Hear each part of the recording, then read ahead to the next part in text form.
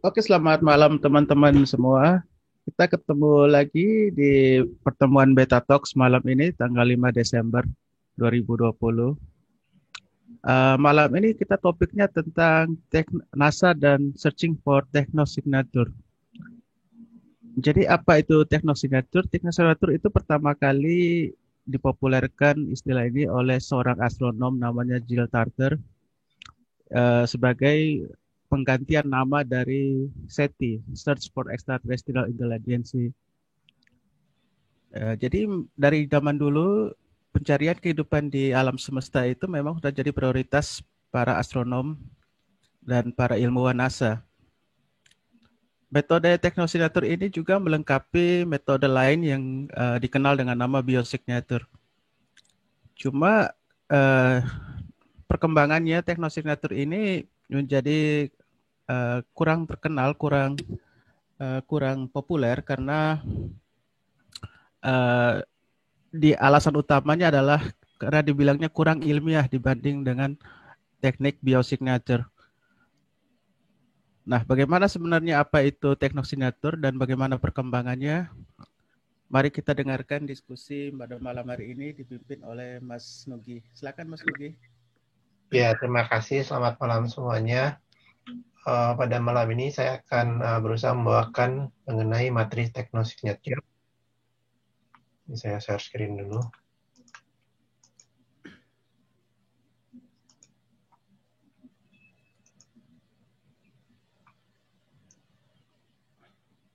Nah, materi teknosignature ini sebenarnya bisa dikatakan bukan materi yang bisa dibilang di bidang ufologi, tapi memang ini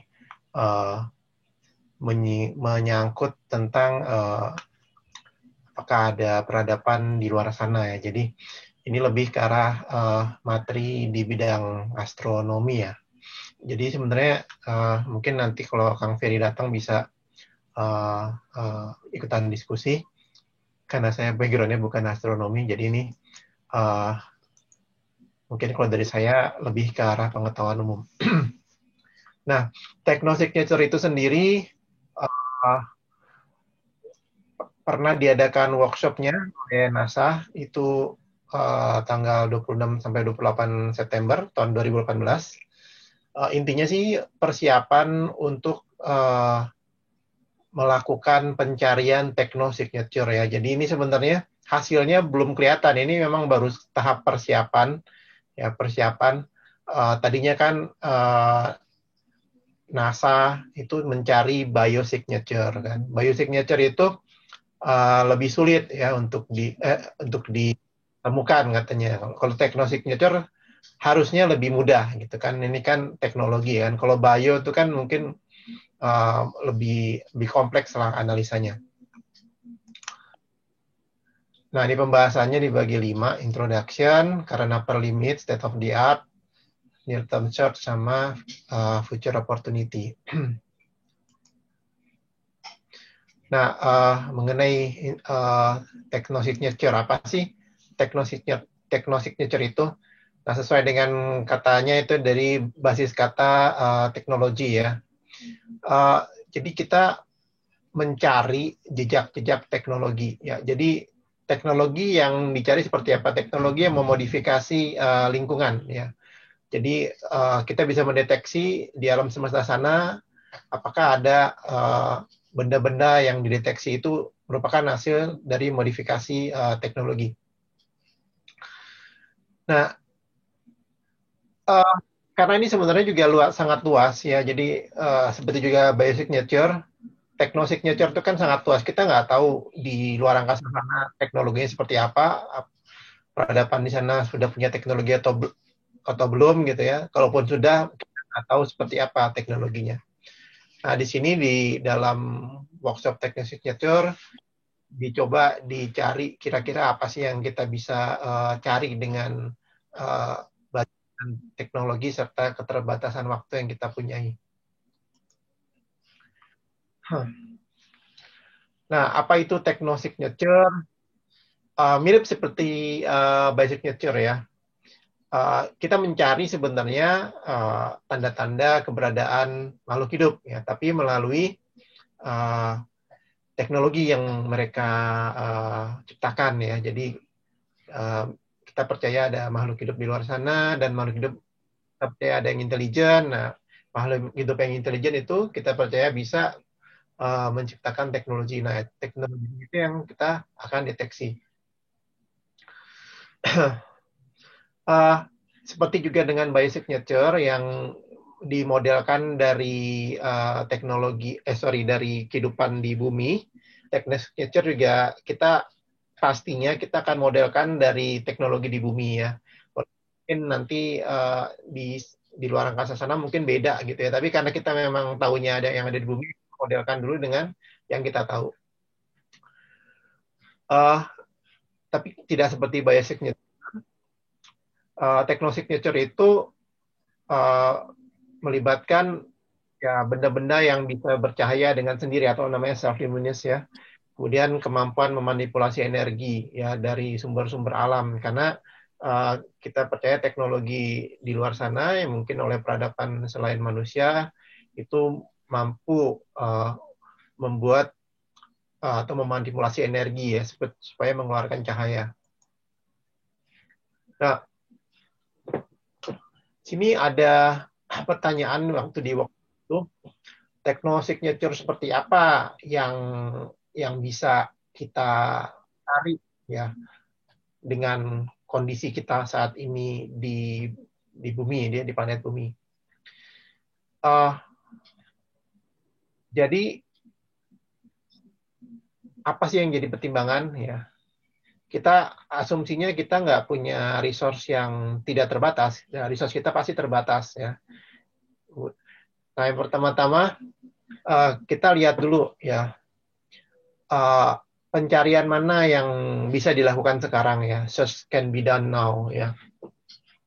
Jadi mungkin kalau teknologinya kalau kita butuh mendeteksi sesuatu yang teknologi detektornya belum ada ya, itu ditunda dulu. Nah, kita deteksi sesuatu yang kita bisa lakukan sekarang ya. Jadi prioritasnya itu, kemudian juga technosignature metodologi yang kita dahulukan adalah yang murah ya, yang tidak memakan biaya yang sangat tinggi ya. Jadi yang source is cheap. Kemudian juga ada satu pendapat yang menarik dari workshop technosignature. Di situ dikatakan bahwa pencarian technosignature itu harus mempunyai efek berantai ke teknologi yang ada di bumi. Jadi seharusnya kita dengan mencari teknologi ya, technosignature, kita juga bisa berkontribusi terhadap perkembangan teknologi yang ada di bumi. Mungkin ini seperti race for the moon ya. Jadi dulu kan Rusia dan Amerika berlomba-lomba ke bulan. Efek dari perlombaan itu adalah meningkatnya teknologi ya di kedua belah pihak, dan itu pasti berefek ke teknologi-teknologi yang juga digunakan oleh pihak sipil ya. Jadi pencarian teknologi technosignature itu juga yang prioritas utama, dan juga bisa membuat efek berantai, meningkatkan teknologi yang kita pakai sekarang. Kemudian yang long live ya yang nggak ya yang akan terus-menerus bisa kita lakukan, tidak ambigu. Nah, kemudian yang menarik adalah kita hanya bisa mendeteksi teknologi yang tidak jauh beda dengan teknologi di bumi era tahun 2000-an ini ya. Jadi kalau misalnya kita berharap bisa deteksi teknologi yang aneh-aneh gitu ya, karena teknologi yang nggak masuk, yang menurut sains sekarang nggak masuk akal, itu menurut para peserta workshop itu nggak bakal terjadi. Jadi kita paling hanya bisa menduga teknologi yang tidak jauh berbeda dengan teknologi di bumi di era tahun 2000-an ini. Ya, kemudian tentu saja harus yang information rich, detectable, inevitable, dan sebagainya ya. Jadi memang yang dilingkari ini, yang dikasih kotak ini, ya ini yang jadi prioritas untuk pencarian technosignature. Jadi memang yang dicari itu bukan sesuatu yang ya mungkin nggak kayak Star Trek gitu ya. Ya terlalu jauh mungkin ya. Star Trek itu kan abad ke 20 berapa sih 25 28 ya. Nah, kita cari teknologi yang nggak beda jauh dengan bumi abad 21 22 lah. Nah, seperti itu.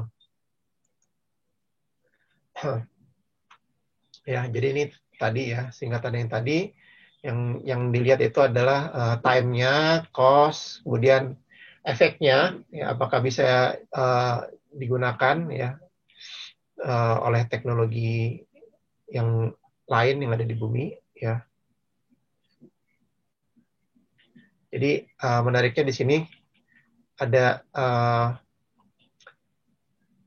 ada first law of safety investigation ya dari Freeman Dyson, katakan bahwa setiap pencarian untuk alien civilization harus direncanakan supaya bisa memberikan hasil walaupun tidak ada alien yang ditemukan. Ya, jadi itu adalah kata kuncinya. Jadi kita cari alien, ya, tapi hasil walaupun aliennya nggak ketemu. Nah, mungkin hasilnya adalah teknologi yang kita ciptakan itu juga bisa digunakan di kehidupan sehari-hari di bumi ya. Jadi namanya anti-gravitative.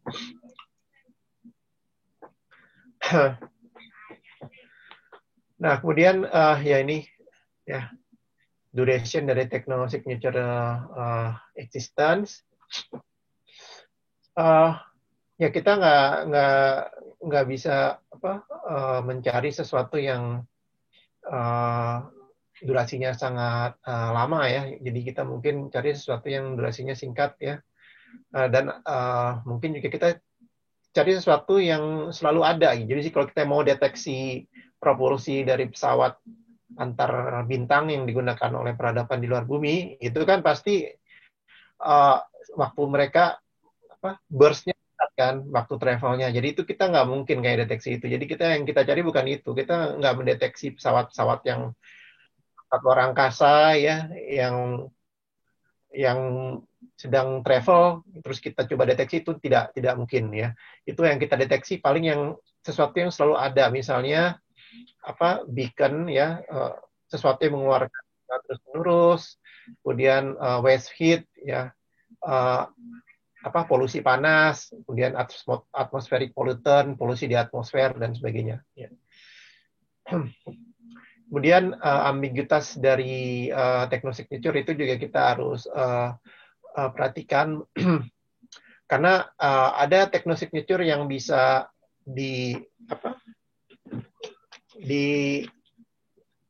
salah persepsikan ya. Jadi misalnya kita itu sebenarnya artificial teknologi, tapi sebenarnya itu dekat dengan fenomena natural.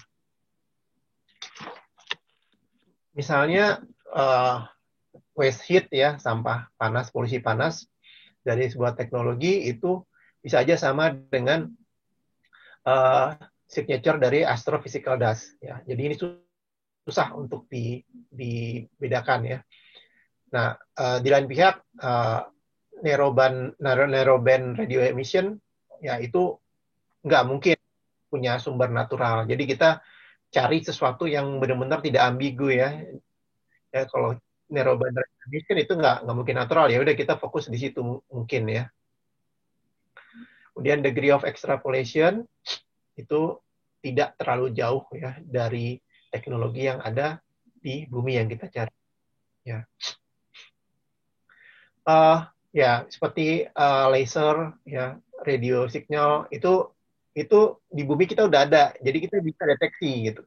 Tapi kalau kita mau cari misalnya Dyson Sphere, itu kita belum punya di bumi itu. Jadi kalau kita belum punya, mendeteksi juga mungkin tidak itu kan. Atau kalau kita mau deteksi propulsion yang eksotik, ya exotic propulsion gitu ya. Misalnya kita mau deteksi propulsion dengan menggunakan misalnya gravity wave gitu ya. Ya kita aja di bumi belum bisa, buat gimana cara seperti itu ya. Sebelah kanan ini adalah ilustrasi dari Dyson Sphere ya. Jadi hipotesanya peradaban yang sudah maju bisa memanfaatkan energi dari bintang ya dengan membuat sebuah megastructure yang membungkus bintang tersebut. Ya, ini dipropos oleh Freeman Dyson tahun 1960. Degree of contrivance or inevitability dari technosignature. Jadi misalnya waste heat atau sampah panas itu adalah konsekuensi yang tidak bisa dihindari dari penggunaan energi ya, menurut fisika dasar.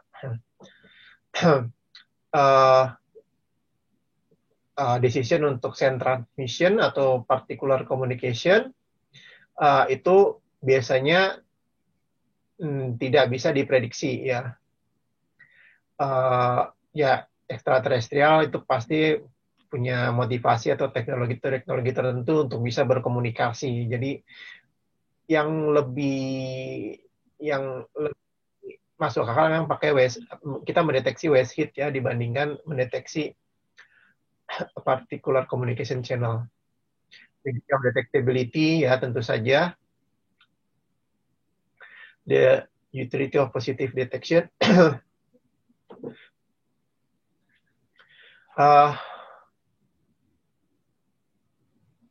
Kalau kita menemukan sebuah extraterrestrial solar system artifact ya itu pasti akan ada instance follow up ya, dan kemudian pasti juga akan ada scientific gain ya.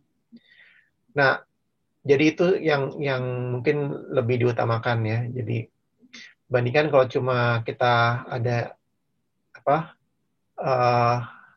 kontak jarak jauh yang tidak ada gainnya secara langsung dan secara direct.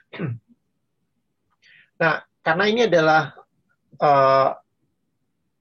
field yang baru ya, jadi maturity-nya itu masih rendah, masih dibilang masih bayi lah ya. Literatur untuk technosignature itu sangat sedikit ya dibandingkan dengan astrobiology misalnya. Dan ini juga dilihat di kurikulum ya, jadi nggak ada kurikulum belum ada kurikulum tentang technosignature ini. Kemudian sangat sedikit PhD ya yang sudah membuat disertasi tentang technosignature ini. Salah satunya kalau nggak salah itu Eplo ya. Eplo itu yang mengusulkan bahwa Oumuamua itu adalah artificial. Nah, karena sangat sedikit yang membuat penelitian di technosignature ini memang seperti di reboot ya, atau seperti di start lagi dari awal ya. Jadi kita memulai lagi technosignature ini.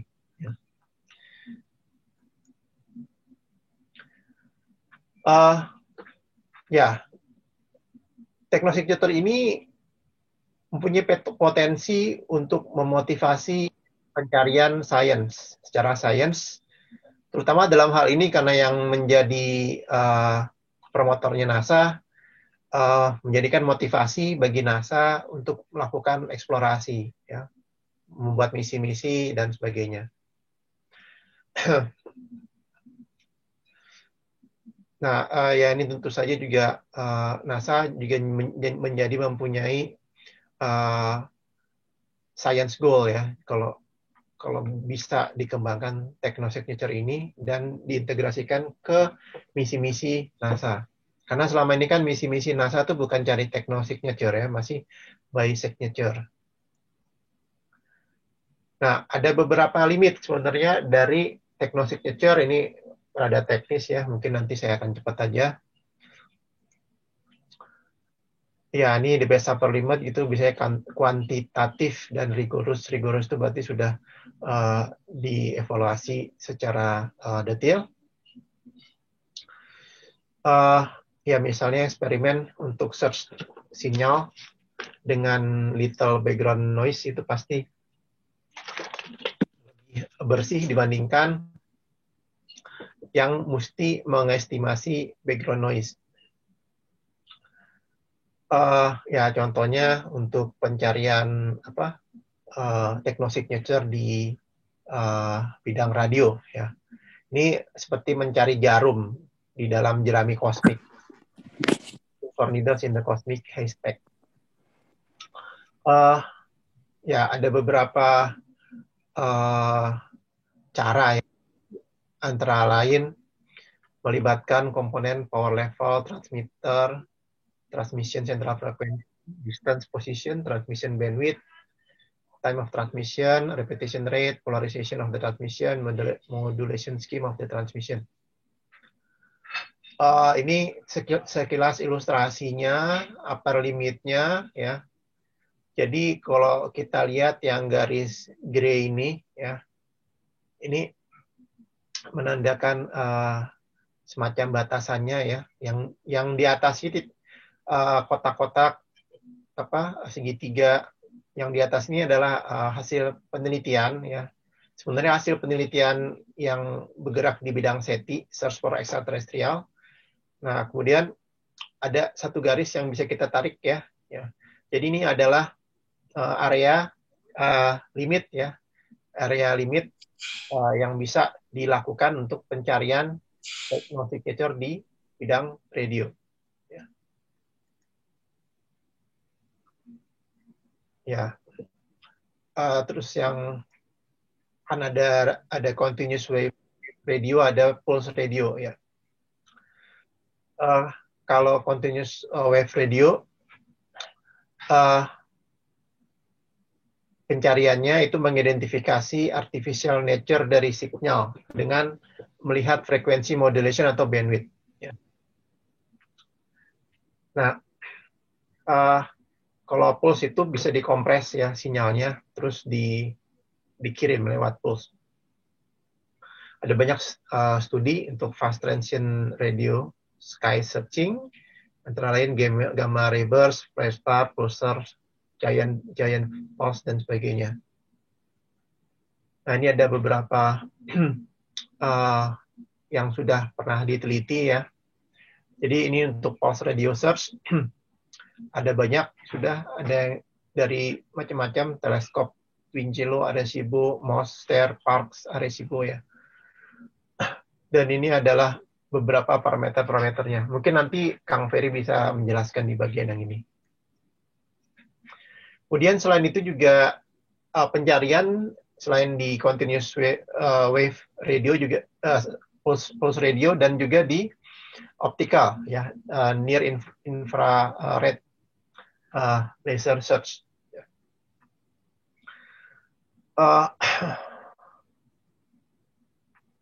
Di sini membutuhkan alat yang lumayan canggih, ya.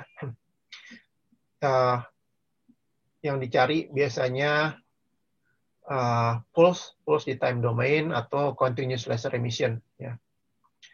Biasanya laser emission line dari high resolution spektrum dari bintang-bintang.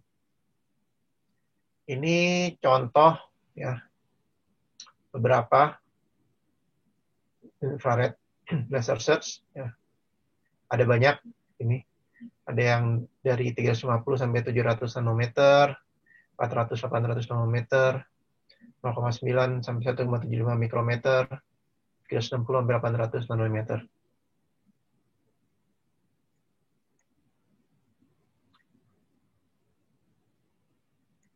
Oke. Kemudian upper limit di waste heat dan stellar obscuration. Jadi waste heat itu sampah panas. Stellar obscuration itu mengikuti idenya Dyson Sphere. Kita bisa, peradaban punya teknologi tinggi bisa mendapatkan energi dengan membungkus matahari dengan mega structure. Ya, sekali lagi yang di sini itu adalah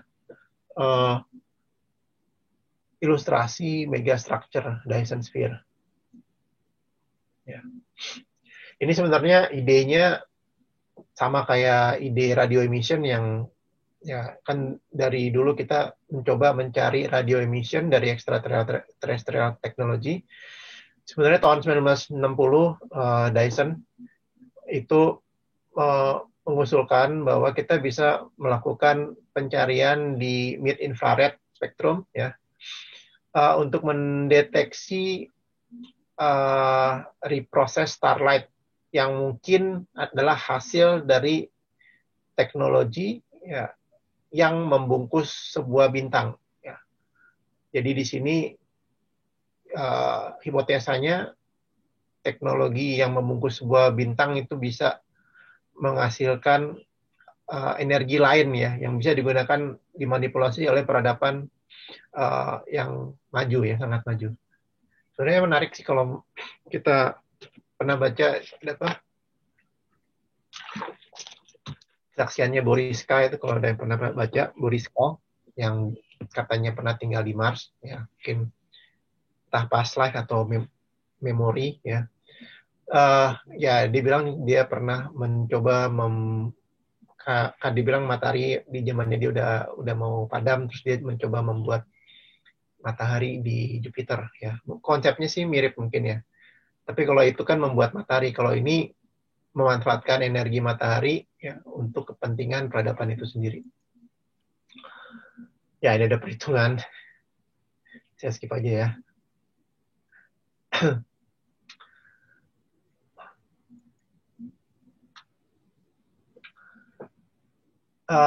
Nah, kalau misalnya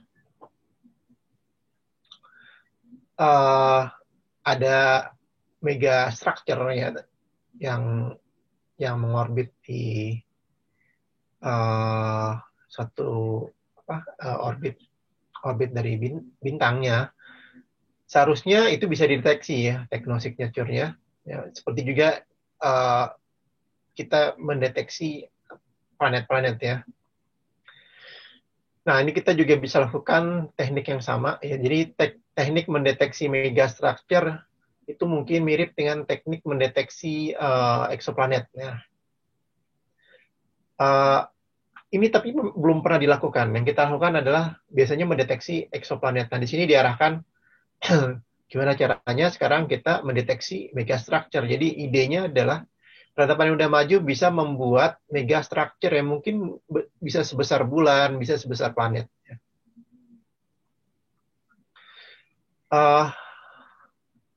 Ya, tapi memang dari 200.000 Kepler star ya, itu belum ada ya, maksudnya dari 200.000 bintang yang diamati itu belum ada contoh bintang yang tidak bisa dijelaskan fenomenanya secara natural.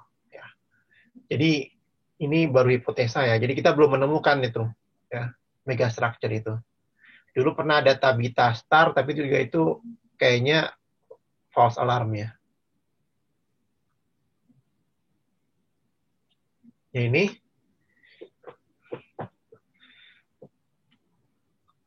ya keberadaan Dyson atau stellar obscuration ya, jadi megastructure yang membungkus atau memanfaatkan energi dari suatu bintang. Mungkin bisa saja suatu solar panel yang sebesar bulan misalnya itu juga bisa dianggap megastructure.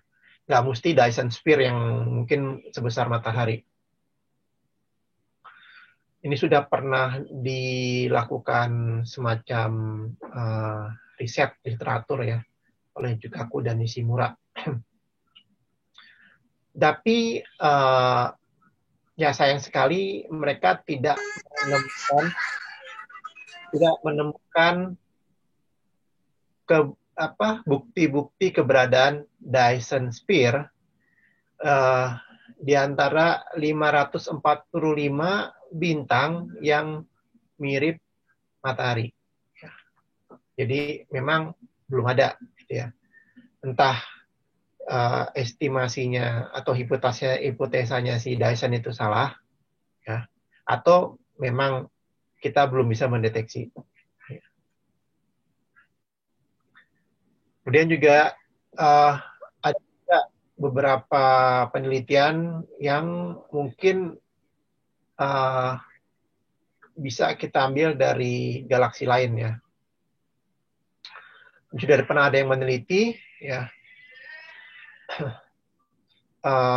tapi memang sampai saat ini belum ada yang kita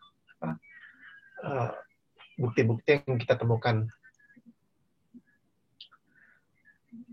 Nah, technosignature di solar system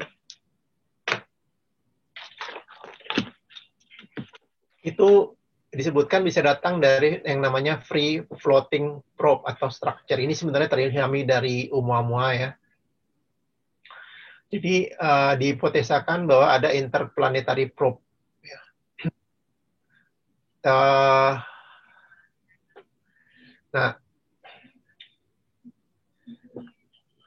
Nah, di sini kita, tapi ini masih weak ya.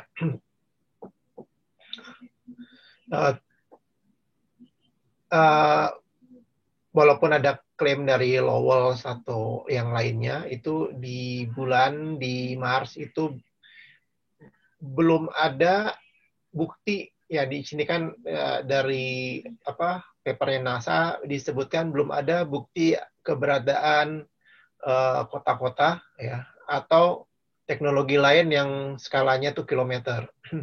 Ya. Nah, tapi ini bisa diteliti lagi karena sekarang sudah ada high resolution imagery dari bulan dan dari Mars. Jadi tidak menutup kemungkinan ya kita meneliti lagi tentang kemungkinan adanya technosignature di bulan dan di Mars. Dan juga ada mungkin juga bisa dilakukan komputasi untuk upper limit chemical atau technosignature untuk ancient Earth. Jadi walaupun kita berbicara tentang peradaban ekstraterestrial ya, teres itu kan bumi ya, jadi ekstraterestrial luar bumi. Tapi di sini di technosignature bahkan disebutkan kita harus juga meneliti upper limit for chemical dan technosignature lain di ancient Earth ya. Bisa saja kita meneliti sisa-sisa ancient industrial signature, ya misalnya radius isotop anomaly, synthetic chemical seperti klorofluorokarbon, plastik, ya dan sebagainya ya, geochemical marker. Ya. Ini pernah dibuat papernya oleh Smith dan Frank tahun 2018.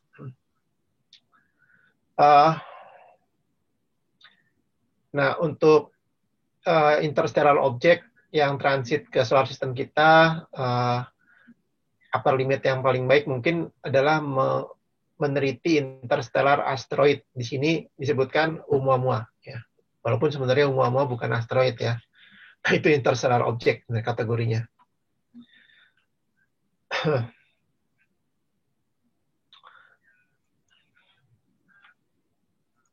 Oke. Nah, state of the art technosignature search. Ada beberapa. Ada radio technosignature, optical near infrared laser technosignature, algorithm, search strategy, search for astrophysical exotica. Kemudian ada round-going search. Tentu saja yang paling umum adalah radio technosignature. Ya, jadi karena memang sejak dari dulu memang kita yang umum melihat bukti-bukti adanya peradaban di luar bumi dengan mendeteksi sinyal radio. Ya. Nah, ada berapa sih ya alat-alat yang kita punyai di bumi ini? Ada banyak sekali ya. Antara lain ada Allen Telescope Array. Ini dibuild dan dioperasikan oleh SETI Institute. Ya.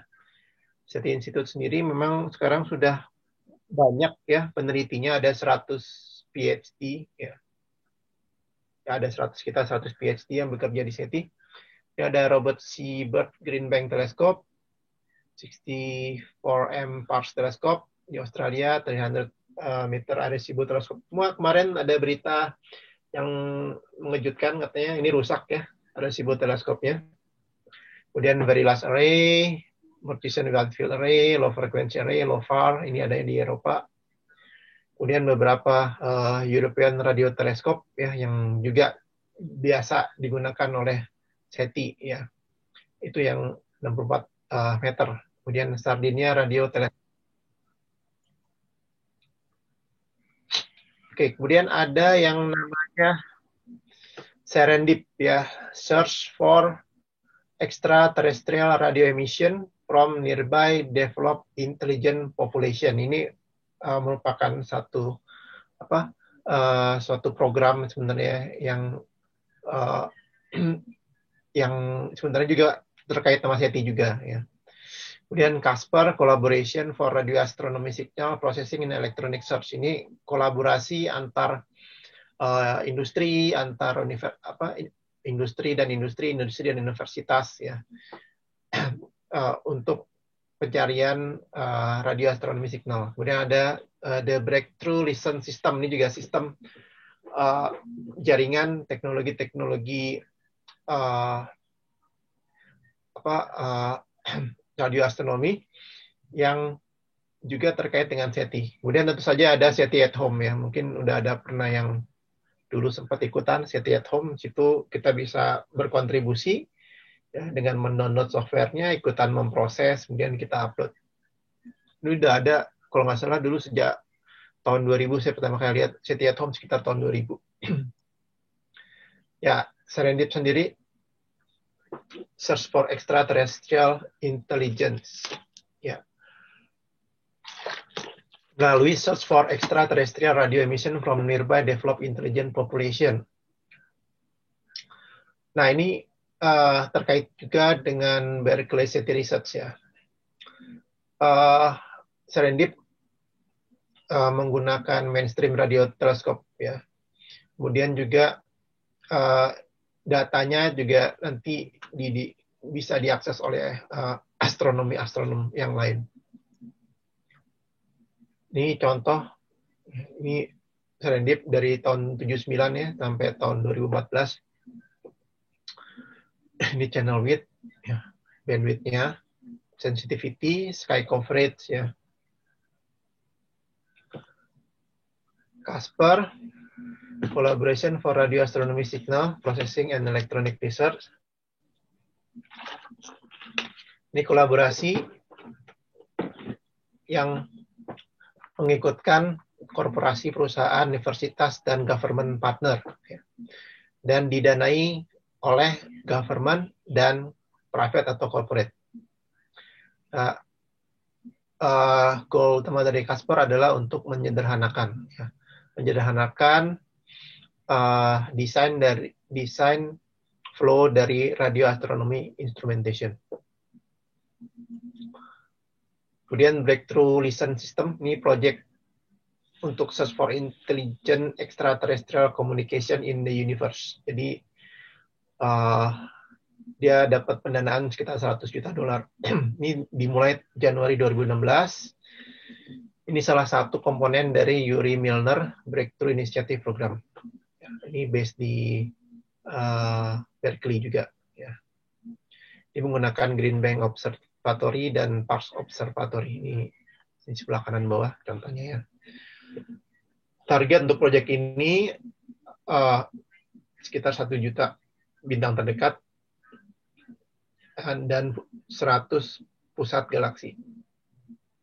Data yang di-generate itu available untuk publik. Dan SETI at Home juga digunakan untuk melakukan data analisis. SETI at Home sendiri ya merupakan suatu volunteer computing project. Jadi volunteer bisa mendownload software SETI at Home, menganalisa data yang direkod dari radio teleskop. Saat ini SETI at Home merekod data di Arecibo Observatory ya. Dan juga mengambil data dari Breakthrough Listen, ya, recorder di Green Bank Telescope dan Parkes Telescope di Australia. SETI at Home ini lumayan populer ya dari dulu sampai sekarang itu masih ada ya. Ada sekitar 120 juta orang di dunia yang menjalankan SETI at Home. Ya. Jadi ini memprovide 360 triliun floating point operation setiap detik ya. Ini ekuivalen dengan NAS superkomputer. Jadi SETI at Home itu dimulai tahun 99 ya. Sudah 10 juta orang yang mendownload dan run SETI at Home software. Tapi ini ya, ini kan 120.000 orang worldwide yang running. Yang download sudah 10 juta. Berarti yang download itu nggak terus-terusan running ya. Jadi mungkin ada orang download terus dia running, mungkin ada sebulan 2 bulan, habis itu dia nggak running lagi gitu. Jadi walaupun ada 10 juta yang download, yang running cuma 120.000. Oke, kemudian optical near laser signature.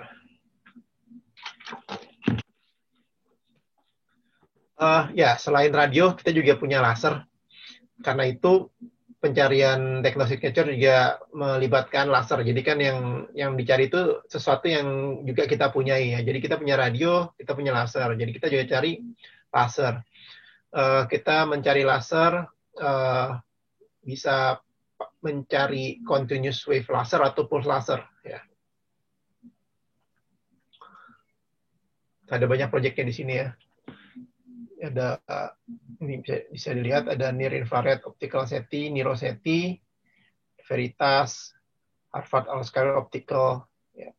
Itu untuk yang pulse laser. Untuk yang continuous ada Automated Planet Evander Telescope, ada Keck High Resolution HL Spectrometer ya. Jadi asumsinya peradaban di sana itu ada yang pakai laser selain pakai radio ya. Cuma memang yang lebih terkenal adalah yang pencarian lewat radio. Tapi sebenarnya ada juga pencarian lewat laser. Ya, jadi algoritma dan strategi sekarang sih lebih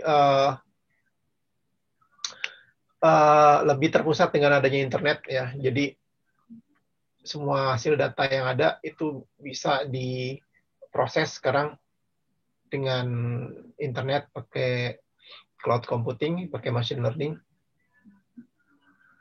Nah, kemudian search for astrophysical exotica ya.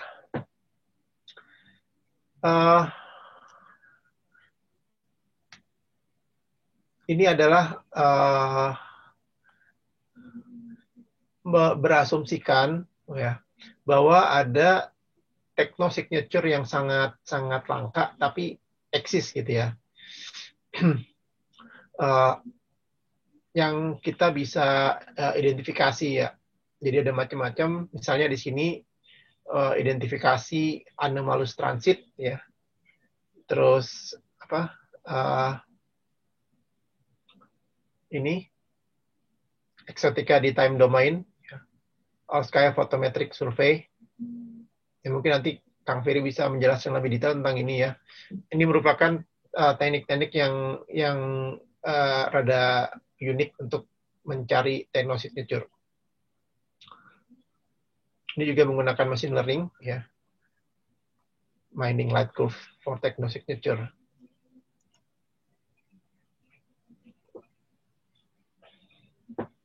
Nah, karena funding untuk technosignature itu sangat langka ya. Dan banyak pencarian itu dilakukan di waktu spare time ya.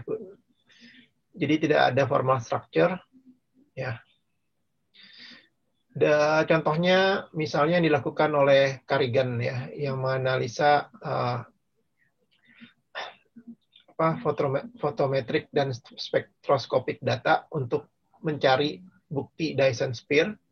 Ini di launching tahun 1983. Nah, hasil fotometriknya baru dicapai ya di tahun 2004. Jadi baru ada hasilnya tahun 2004, pada mulai tahun 83, kemudian baru dipublikasi tahun 2009 ya sebagai single author work.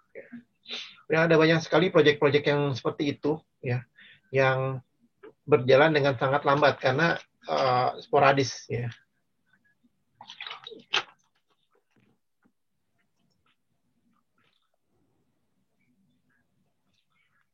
Oke, berikutnya current and near-time asset and project in the techno-signature field.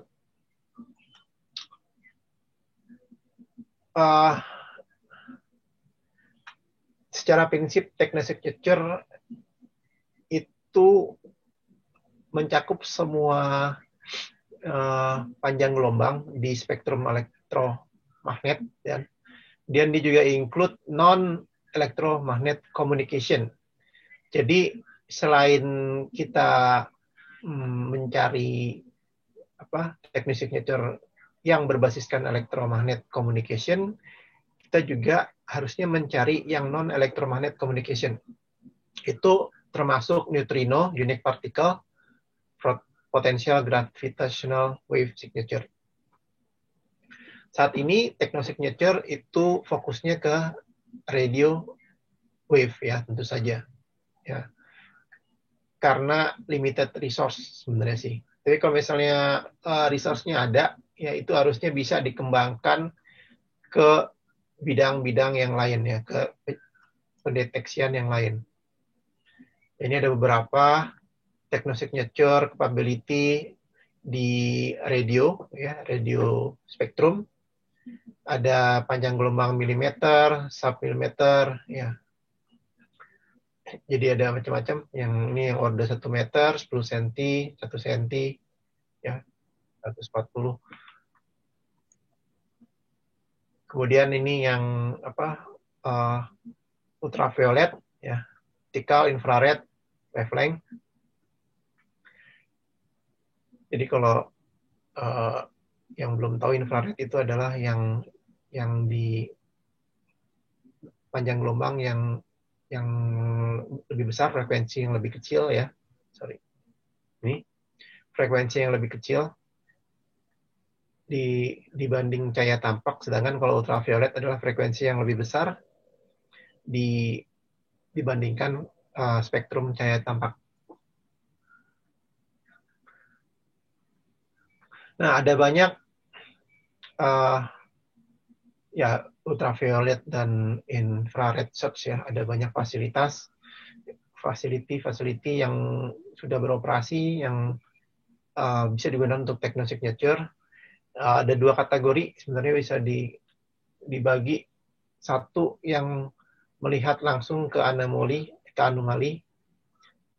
misalnya laser pulse, excess heat, ya misalnya untuk deteksi Dyson sphere, atau yang kedua adalah mengidentifikasi kandidat star untuk potensial habitable zone Earth. Ya, ini juga sebenarnya bisa digunakan untuk mendeteksi techno-signature. Ya. Kemudian ada space-based facility, ya, yang sebenarnya bisa digunakan untuk techno-signature. Antara lain ada Hubble Telescope, HST, James Webb Space Telescope, JWST, Atmospheric Remote Sensing Infrared Exoplanet Large Survey, ARIAL. Ya. Nah, ini tabelnya ya. Jadi misalnya kalau yang HST, Spitzer Stratospheric Observatory for Infrared Astronomy atau SOFIA, ini wavelength-nya visible, near, mid, far, infrared. Domainnya transit spektroskopi, imaging, infrared, accessor misalnya. Terus ada yang lain ya. Ini untuk yang targeted study, untuk all sky study. Ya. Tadi kan dia yang pertama targeted nomor 1 ya, yang kedua yang all sky. Ya.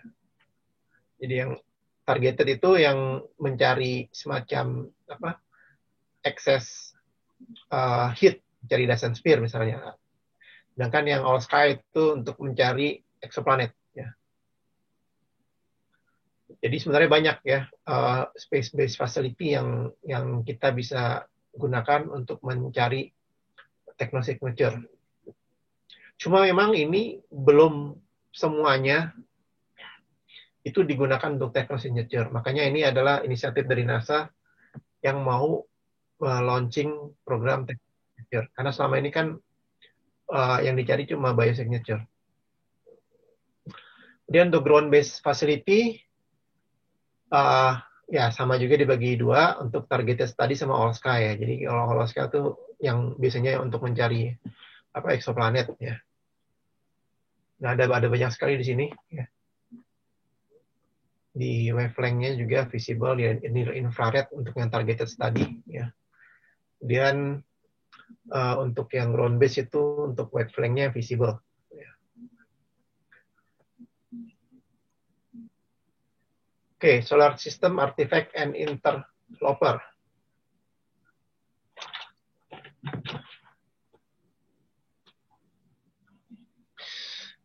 Nah, karena eksplorasi dari solar system kita itu belum komplit ya, jadi kita belum eksplor tuh keseluruhan tata surya. Jadi menurut Hak, Misra, dan Kop Parapu tahun 2012. Nah, ini harusnya menjadi potensial search untuk teknosignature. Jadi nggak jauh-jauh melihat keluar tata surya, karena yang di tata surya juga sebenarnya belum dieksplorasi untuk teknosignature. Kemudian disebutkan juga investigasi untuk interstellar probe, ya, Oumuamua misalnya.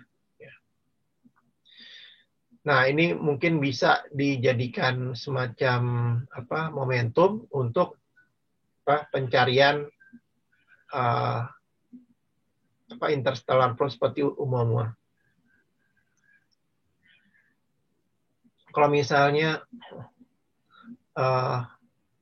kalau misalnya probe seperti Oumuamua itu ada, ya mungkin disebutkan mereka bisa aja terperangkap di solar system kita, ya, entah by design atau ya karena secara gravitasinya tercapture, ya. Kemudian juga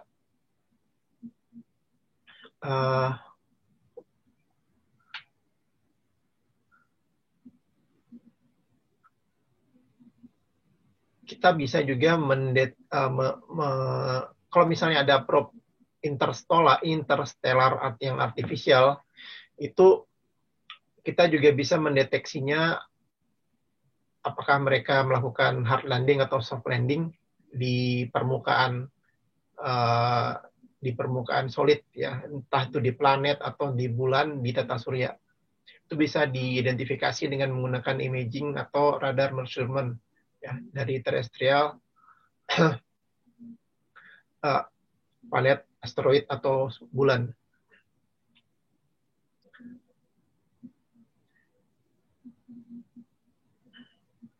Oke, berikutnya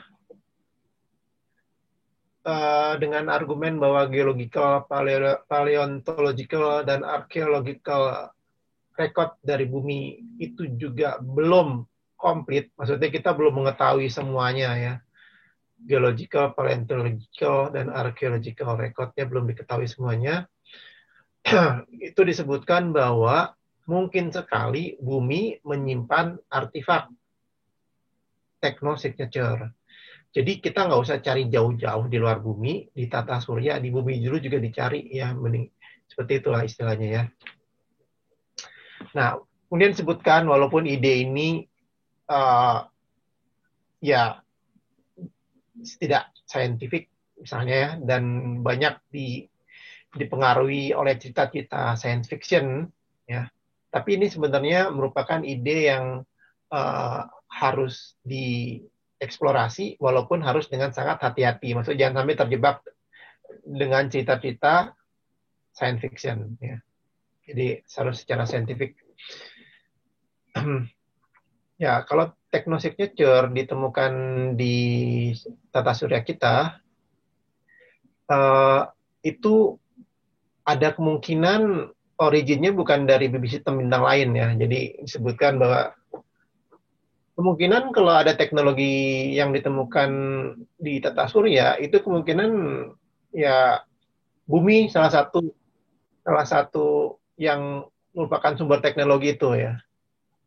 Kenapa? Karena disebutkan bumi adalah sudah pasti, ya, adalah tempat spesies yang bisa interstellar communication dan planetary travel. Dan bumi merupakan planet yang punya teknologi dan punya kehidupan. Nah, selain bumi, bisa saja Mars dan Venus. Karena menurut penelitian, Mars dan Venus miliaran tahun yang lalu itu habitable ya. Bisa ada makhluk hidupnya. Jadi kalau ada makhluk hidup di Mars dan di Venus, dan disebutkan Mars dan Venus mirip bumi miliaran tahun yang lalu, ya kemungkinan ada intelligent life form. Kemudian ada paper dari Gavin dan Frank yang mengatakan bahwa kemungkinan di bumi itu mungkin dulu ada extinct species ya yang sudah punah, ya spesies yang sudah punah, intelligent life form, sentient beings yang sudah punah sebelum manusia muncul ya. Dan kita bisa mengeksplorasi, mengidentifikasi dengan misalnya kita mencari isotop proxy, ya, land use analysis, transuranic element, ya, atau fission byproduct, atau kita cari artifact di geologic record. Jadi ini untuk technosignature yang ada di bumi, yang kemungkinan ya dibuat oleh peradaban yang spesies sebelum manusia, kalau menurut paper ini.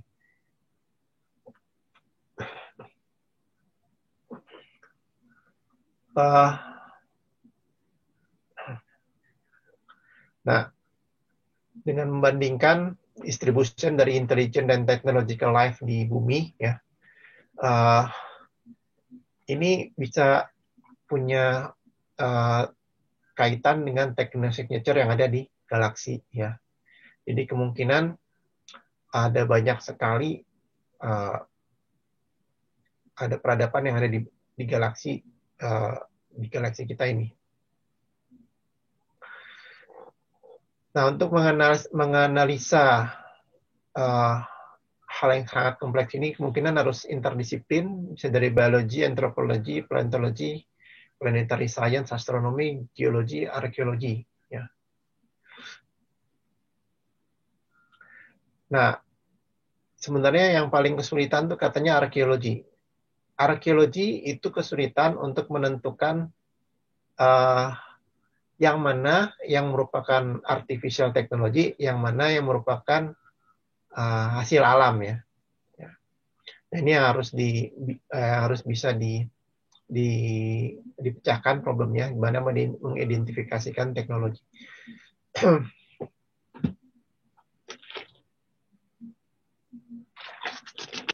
Nah,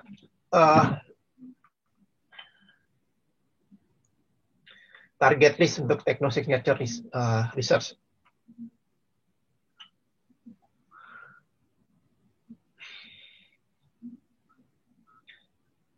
Infra via transit, precision radio velocity, access, mungkin bisa mengidentifikasi target-target ya untuk radio atau laser beacon atau radio leakage signature, ya. Nah, di masa mendatang kemungkinan ada juga misi-misi, misalnya Habitable Exoplanet Observatory, Large Ultraviolet Optical Infrared Surveyor, yang bisa mengidentifikasikan habitable atau planet dengan tanda-tanda primitive life. Ya, ini bisa jadi target untuk technosignature juga. Kemudian ini partnership ya antar private sector dan federally funded research di technosignature, antara lain dalam data storage dan akses, signal data processing, data analysis tools. Untuk data analisis itu bisa menggunakan machine learning dan deep learning, ya. Sekarang sudah ada project yang fokus menggunakan large data analysis dan machine learning di astrobiology field, ya. Ini mensimulasikan data metabolic genome dan efeknya terhadap atmosfer. Jadi di sini bisa mensimulasikan potensial atmosfer composition pada greenhouse gases. Nah, emerging and future opportunity in technosignature detection. Ada beberapa di sini ya, ini new development sama partnership ya. Nah, secara theoretical prospect ya, itu ada beberapa communication technosignature, atmospheric technosignature, structural technosignature, planet scale technosignature, kemudian activity pada disiplin yang relevan ke technosignature. Nah, communication technosignature ya kita berasumsikan ya peradaban itu mengirim pesan berkomunikasi dengan menggunakan teknologi mereka. Jadi kita bisa deteksi misalnya dengan deteksi radio wave ya atau misalnya laser ya. Tapi yang lebih visible mungkin radio wave untuk komunikasi. Kemudian bottles, message, and alien artifact, ya itu juga misalnya ada alien yang mengirim semacam bottle message, ya kayak kita dulu waktu kirim melalui Voyager itu kita kan mengirim informasi tentang bumi, itu kan bottle message. Kemungkinan hal yang sama juga dilakukan oleh peradaban di luar sana, ya kita bisa cari itu. Kemudian juga ada kemungkinan kalau misalnya ada peradaban alien yang mengirim sesuatu, itu yang mereka kirim itu pasti artificial intelligence dulu, robot ya. Jadi mereka mengirim robot sebagai scout. Ya. Atmospheric technosignature. Nah, selain communication technosignature, yang bisa dideteksi adalah atmospheric technosignature. Ini melihat dari pengalaman kita di bumi, ya manusia bumi itu terkenal sekali meracuni atmosfer dengan polusi. Nah, itu asumsinya di peradaban lain itu juga dilakukan ya. Jadi kita bisa mencoba mendeteksi apakah ada artificial constituent dalam satu atmosfer, yaitu sebagai produk unwanted dari suatu industri yang akhirnya menyebabkan polusi. Itu bisa jadi tanda bahwa planet itu ada peradaban berteknologi. Kemudian structural technosignature, ya kita bisa mengidentifikasi misalnya artificial megastructure, ya artificial megastructure mungkin ya bisa ada di suatu planet, ya kita deteksi dari jauh, atau mungkin artificial megastructure yang ada di luar planet itu sendiri, ya. Kemudian heat island, teknologi asumsinya itu melepas panas ya. Jadi kita juga bisa mendeteksi heat island. Ya. Kemudian juga artificial illumination ya. Jadi ada kemungkinan besar suatu peradaban itu membuat artificial illumination, kayak kita aja udah pasti ya. Kalau malam itu kan ada lampu ya. Artificial illumination itu harusnya bisa dideteksi ya. Tapi semua ini mah agak susah kalau peradaban tersebut adanya di bawah permukaan, itu susah deteksinya. Ini kan asumsinya peradaban di atas permukaan. Kemudian juga sebenarnya ini sangat kompleks ya, ada constraint karena ini semua bisa sangat kompleks ya. Misalnya kalau peradabannya ada di bawah permukaan ya susah deteksinya.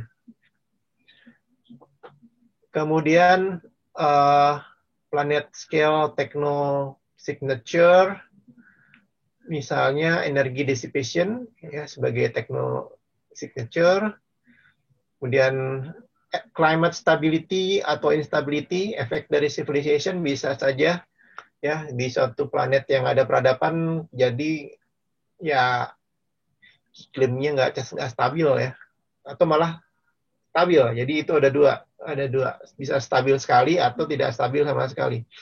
Atau bisa juga sudah dilakukan geoengineering ya di planet tersebut oleh peradaban. Ya.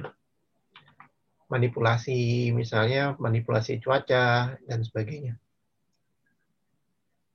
Nah, aktivitas-aktivitas pada disiplin-disiplin yang relevan ke teknosignature antara lain linguistik dan non-human communication, antropologi dan arkeologi, neuroscience dan evolution of intelligence. Itu aktivitas-aktivitas pada disiplin yang relevan ke teknosignature. New approach untuk mendeteksi teknosignature.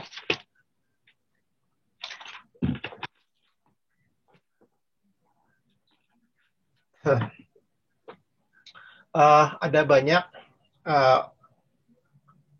optical infrared facility ya yang bisa digunakan antara lain Kepler, K2, TSS ya. Bisa memberikan kita photometric data ya untuk supaya kita bisa mendeteksi misalnya untuk transiting megastructure. Kemudian tadi kan di infrared optical di radio itu sebenarnya lebih sulit lagi ya, kayak seperti cari jarum di cosmic haystack kalau di radio. Nah cuma sebenarnya ada banyak instrumen yang kita bisa pakai seperti Green Band Telescope, Arecibo. Cuma Arecibo itu terakhir beritanya dia rusak ya. NASA JPL, Deep Space Network, Parkes Radio Telescope, Allen Telescope Ray, Sardinia, dan sebagainya. Bisa kita pakai ya untuk mendeteksi technosignature. Nah, optical dan IR ini instrumen-instrumen baru ya yang kita bisa gunakan ya. Yang bisa secara efisien kita gunakan untuk mengharvest optical atau infrared photon dari Earth size exoplanet ya. Jadi ini instrumen-instrumen yang kita bisa gunakan. Dan ada high contrast imaging system. Ini untuk melihat imaging. Misalnya ada yang namanya Exolife Finder Telescope ya, ELF. Itu 9 sampai 25 Lars 4 sampai 8 meter off axis teleskop ya. Nah, ini bisa digunakan untuk melakukan penelitian technosignature dan biosignature dari exoplanet.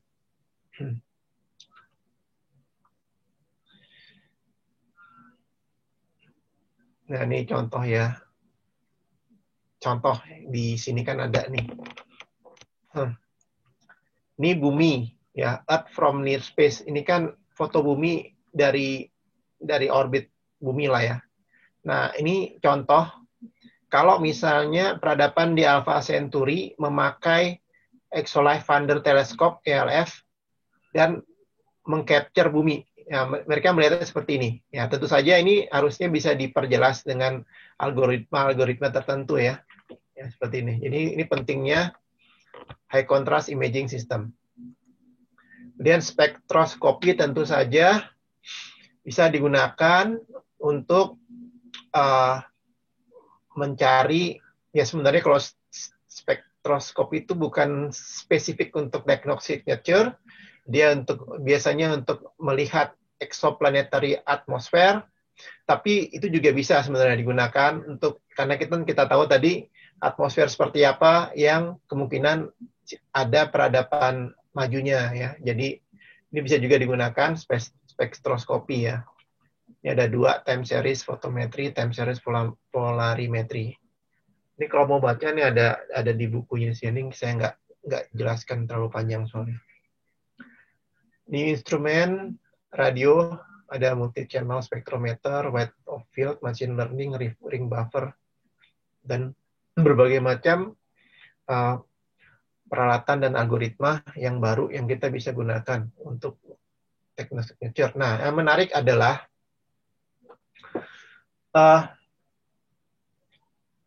traditional SETI itu mendeteksi elektromagnet ya. Nah, padahal sebenarnya bisa saja peradaban itu tidak memakai, bukan tidak memakai, tidak hanya memakai elektromagnet ya. Jadi kemungkinan juga memakai non elektromagnet. Nah, sekarang sudah dimungkinkan kita untuk membuat sebuah non EM detector. Ya, misalnya kita mendeteksi melalui gravitational wave. Ya. Kemudian multi messenger technosignature search itu sebenarnya gabungan ya, bisa saja kita deteksi partikel elektromagnet dan sebagainya ya dengan sensor-sensor tertentu. Gravitational wave sekarang soal kita udah bisa deteksi, ini juga bisa digunakan untuk mendeteksi technosignature. Dan ada banyak sekali teknologi yang relevan ke SETI, extraterrestrial intelligence, antara lain artificial intelligence, laser propulsion, data mining, accelerated computation, new detector, lunar farsight radio astronomy, mid frequency aperture array, low noise receiver, ya, dan sebagainya. Ya, ini slide-nya saya singkat aja. Dan selain itu juga karena ini butuh kerjasama, memang butuh ada partnership ya. Jadi bisa private partnership dengan akademik, partnership dengan federal program dan sebagainya. Karena sebenarnya teknosignature itu merupakan sesuatu yang butuh resource. Ya, kalau tidak dengan partnership, kemungkinan memang tidak bisa diwujudkan. Oke, presentasi saya sampai di sini. Mungkin waktu saya serahkan kembali ke Mas Joseph ya. Oke, terima kasih Mas Nugi. Lumayan panjang. Mas Nugi minum dulu Mas. Aquanya masih ada. Oke, habis aquanya. Oke, Mas Ferry pengen menambahin Mas? Mas Ferry, silakan Mas Ferry. Kayaknya cukup deh yang dibahas Mas Nugi itu udah lengkap semua. Tinggal kalau ada pertanyaan aja kita bahas bareng-bareng. Ya. Oke, Mas Ferry. Kalau ada pertanyaan baru seru. Oke, ini ada yang mau bertanya? Tadi ada beberapa pertanyaan, tapi di atas saya rasa kurang sesuai dengan topik, masih belum sesuai dengan topik. Nanyanya tentang alien ya? Kayak ini dari Mas Lukman. Pernahkah terpikir jenis-jenis baru makhluk hidup di bumi tidak hanya karena proses alami, tapi karena datang dari luar bumi atau rekayasa alien? Ya itu kayaknya masuknya biosignature tuh. Astrobiology. Aku tadi pindah tadi pakai HP, jadi kayaknya waktu pertanyaan itu ada pas pakai HP, jadi aku nggak baca. Bisa dibaca ulang nggak? Aku mau kasih komentar, tapi cuman bisa ulang nggak pertanyaannya? Oh, oke, sebentar Mas. Bisa kok. Apa sih nggak buat Mas Ferry? Iya.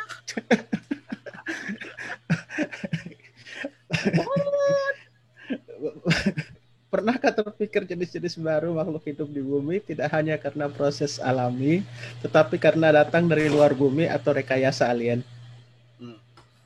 Okay. Bukan kebetulan. Aku nggak suka pakai istilah kebetulan. Karena aku bukan bidangnya biologi, jadi nggak tahu detail. Tapi setauku jejak evolusi setiap makhluk hidup di bumi itu yang tumbuh secara natural itu bisa kita ikuti ininya di DNA-nya lah. Jadi kita bisa membedakan kalau misalnya ada yang tidak natural atau ada yang berbeda, yang artinya mungkin makhluknya itu dari luar bumi. Itu bisa kita deteksi dari DNA-nya. Jadi kalau misalnya dia tidak ikut dalam skema besar evolusi makhluk hidup di bumi. Cuman setauku kayaknya belum ada deh yang bisa dibilang berbeda dari yang lain. Kalau ada mungkin yang agak-agak mirip mungkin oktopus. Oktopus. Ya. Aku malah lebih mikirnya ini Mas ubur-ubur, karena ubur-ubur itu makhluk yang nggak pernah mati, nggak bisa mati. Dia pada saat dia udah tua dia kembali ke proses spora, kembali lagi jadi proses menjadi ubur-ubur dewasa, begitu terus berulang, jadi dibilang dia makhluk yang nggak bisa mati. Dan ubur-ubur memberikan harapan bagi mereka yang maksudnya ubur-ubur dalam evolusinya 500-an juta tahun bisa bertahan tanpa punya otak. Ya. Tapi maksudnya ya benar dari itu begitu. Dari DNA-nya kita bisa detek kalau misalnya ada yang bukan berasal dari bumi. Jadi kalau misalnya mungkin nggak yang ada ya mungkin, tapi sejauh ini yang kita ketahui belum kita temukan.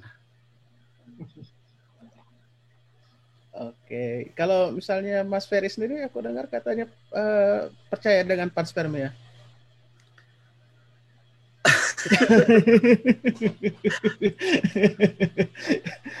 Kemarin dibahas panspermia. Iya, panspermia. Aku sih ininya ini kalau dari ini ya dari pandangan sains itu sebenarnya panspermia itu kan menarik sekali ya. Jadi kita nenek moyang kita dari luar, berarti kita bukan asli dari bumi dan ini. Tapi ya mau gimana ya, seperti yang aku bilang tadi kan, kalau misalnya panspermia itu terjadi di bumi, kita bisa mengetahui makhluk mana aja. Kalau ada mungkin ya itu tadi oktopus tadi, tapi setauku nggak ada ininya. Walaupun sekarang itu panspermia itu makin cenderung ke arah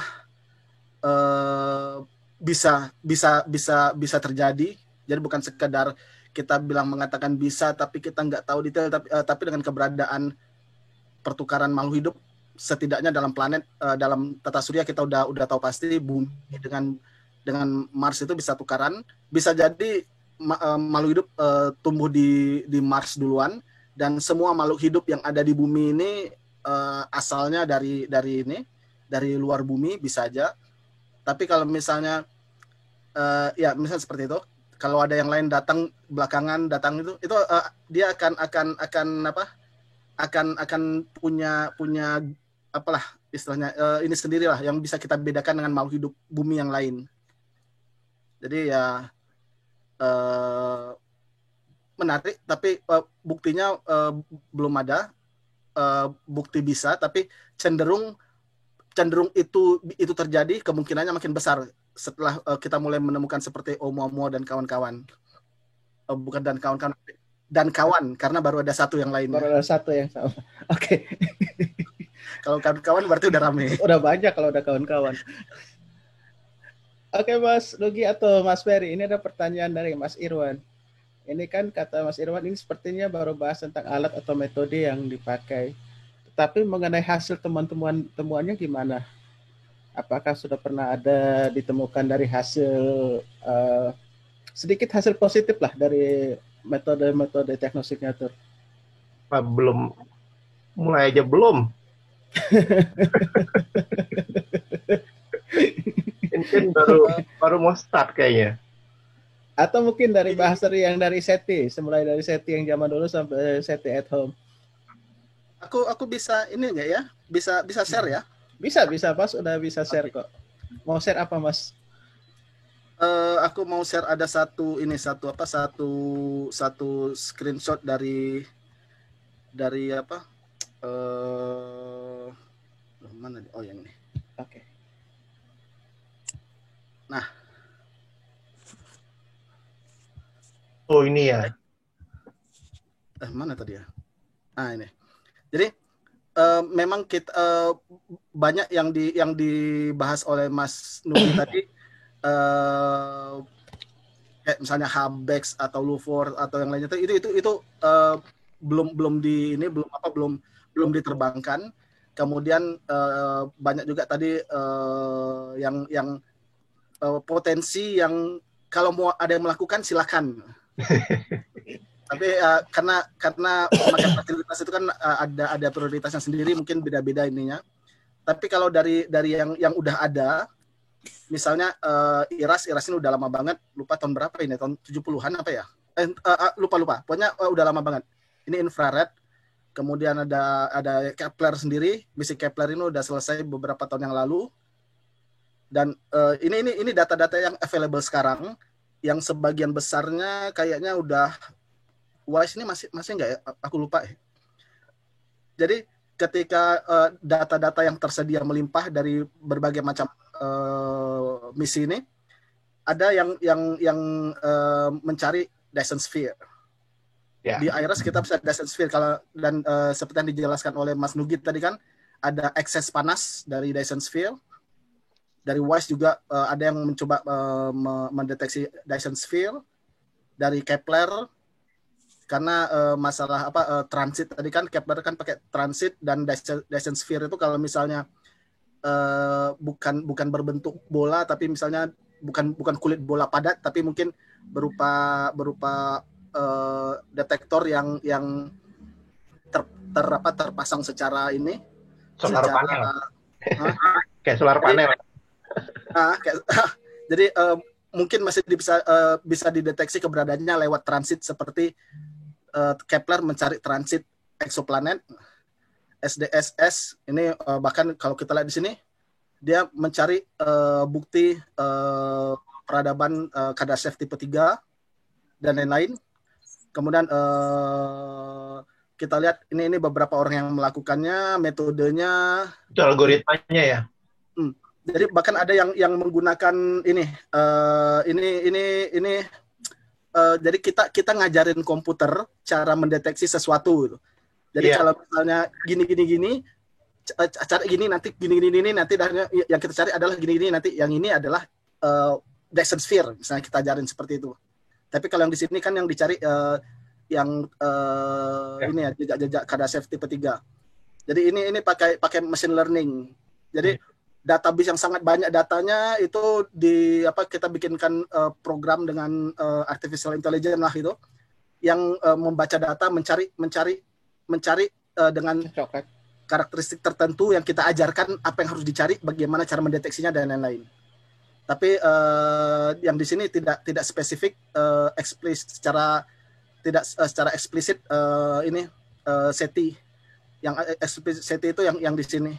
Jadi ini mungkin kebetulan bisa ini ya sekalian aja gitu. Jadi nggak eksplisit. Tapi kalau yang kayak gini nih yang memang untuk mencari itu gitu.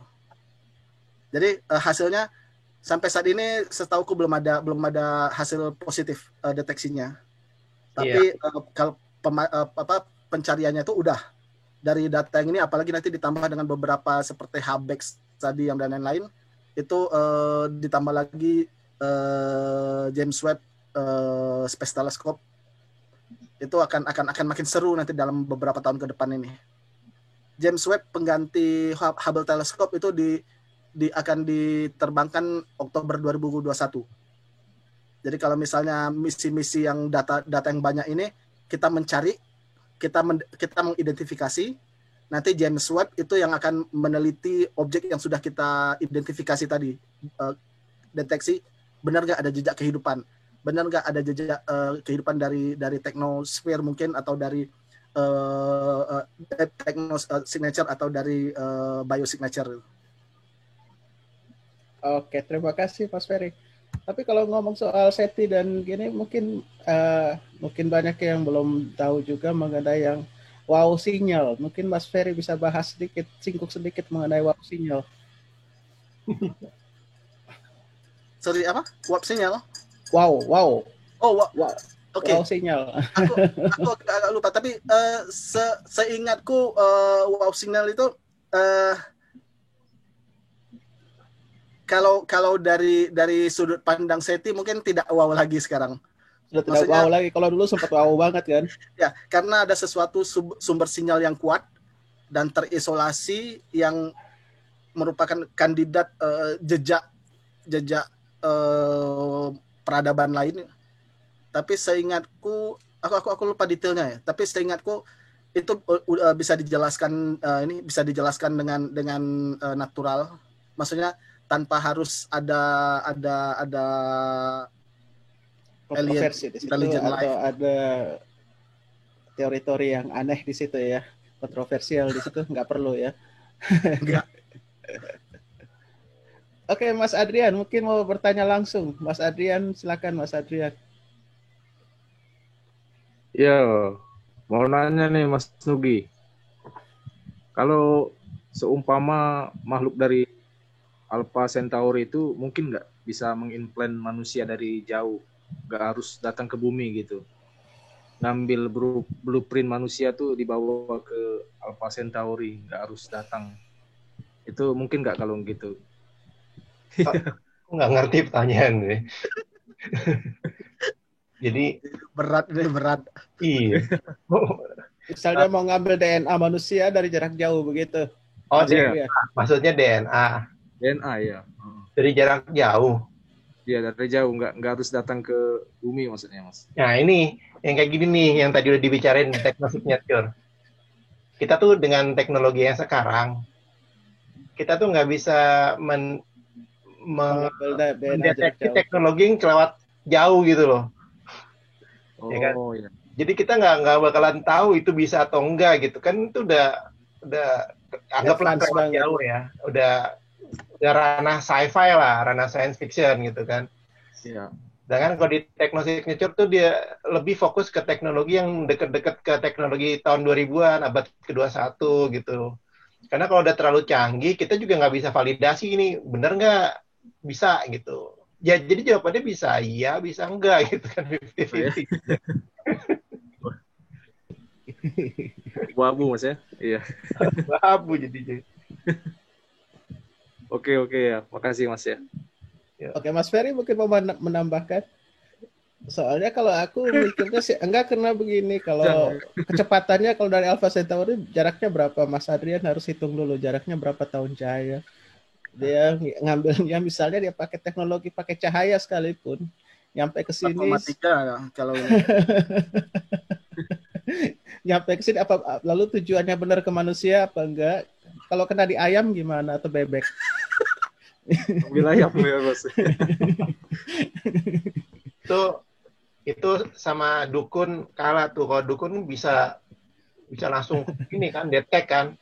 Asal ada foto sama rambut ya. Oh, itu kan butuh media juga, Mas Nuk. Iya. Mungkin tahun 2080-an bisa Mas ya. Ya, jadi kan itu terlalu banyak mungkinnya jadinya. Kalau bilang mungkin, apa aja bisa kalau dalam waktu. Mungkin kalau kita hitung 1 juta tahun lagi bisa mungkin. Ada lagi yang mau bertanya mungkin? Ini juga mungkin. Ada lagi yang mau bertanya? Mas Nur mungkin? Lain Japet?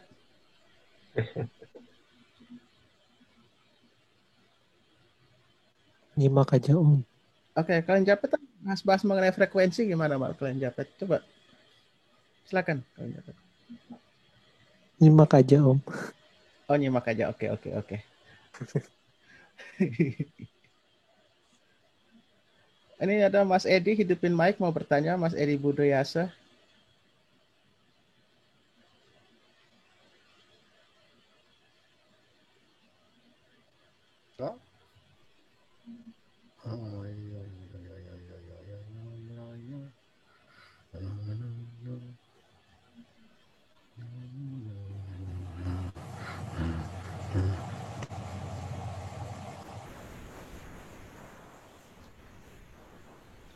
Oke.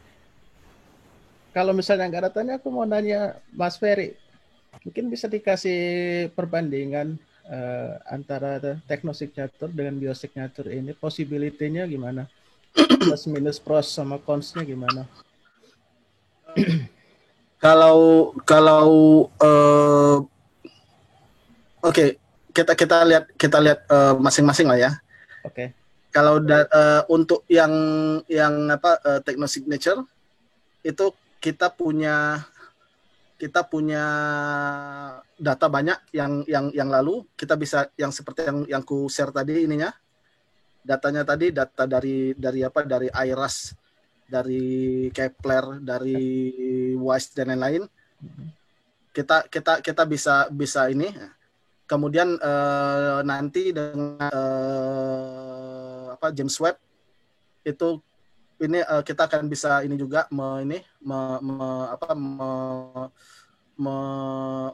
menambah arsenal untuk mendeteksi technosignature. Sementara kalau biosignature sebelum sekarang juga sedang udah bisa untuk mendeteksi. Cuman kalau kita lihat kan yang dideteksi oleh biosignature itu adalah skalanya skala besar, skala planet. Kemudian dia tidak membedakan apakah itu makhluk intelijensi cerdas atau makhluk yang sederhana, modern, atau makhluk yang super modern dengan teknologi yang ini. Semuanya itu dideteksi, semuanya itu bisa dideteksi karena dia mendeteksi lingkungannya. Sementara kalau misalnya technosignature ini hanya mendeteksi untuk teknologi yang maju, minimal yang sudah mulai merusak lingkungan seperti kita sekarang ini. Jadi jejak kerusakan lingkungan, polutan di udara itu yang dideteksi, atau kalau lebih ini lagi sinyal radio, kemudian laser dan lain-lain. Tapi kalau misalnya peradaban seperti peradaban Mesir, Yunani, peradaban sebelum mesin uap, sampai awal abad 20 deh. Sebelum kita belum menggunakan komunikasi elektromagnetik, itu nggak bisa dideteksi karena jejaknya nggak ada, jejak teknonya. Jadi yang bisa dideteksi itu lebih terbatas, yang maju. Sementara yang kita deteksi tadi kan berarti kan lebih sempit ininya, makhluknya. Jadi tingkatnya harus yang udah cukup tinggi. Kemudian dia tidak lebih sempit ruangnya, karena yang kita deteksi misalnya ada komunikasi yang bocor, itu komunikasinya bukannya seluruh bumi, tapi mungkin ada satu pihak tertentu yang berkomunikasi dengan pihak yang lain, yang mungkin itu belum tentu di seluruh planet. Jadi lebih sempit ininya.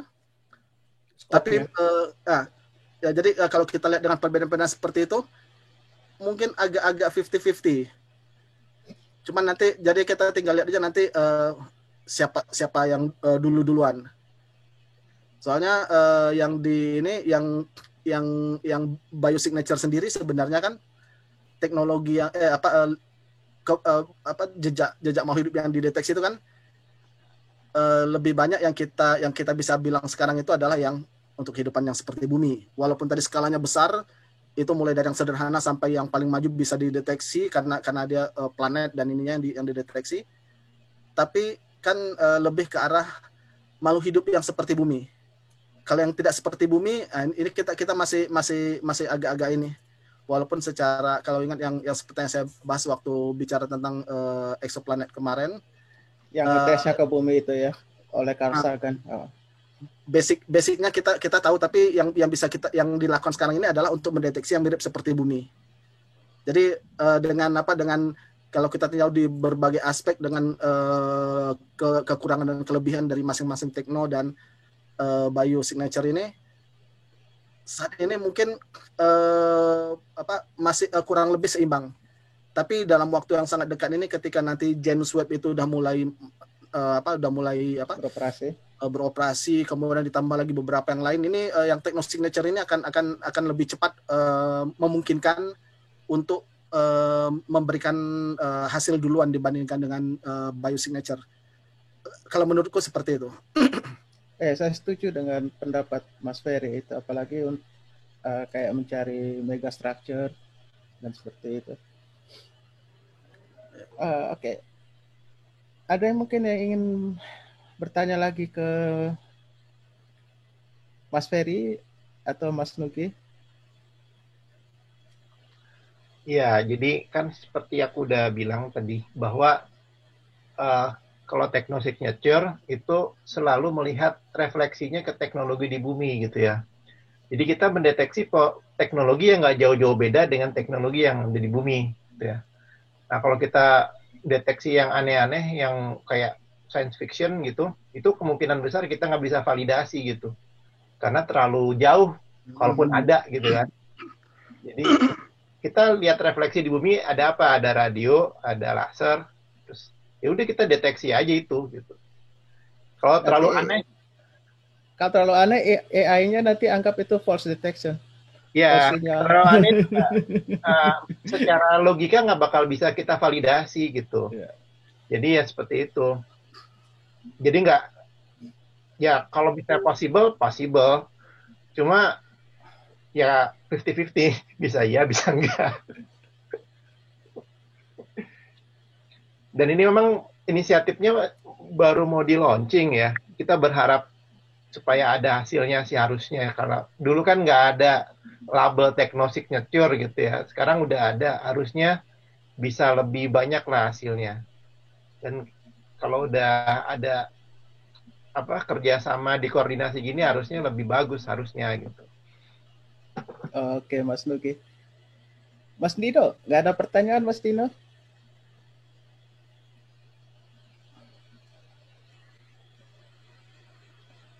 Ini sorry Mas Irwan, ada pertanyaannya aku skip ya. Soalnya udah keluar banget dari topik.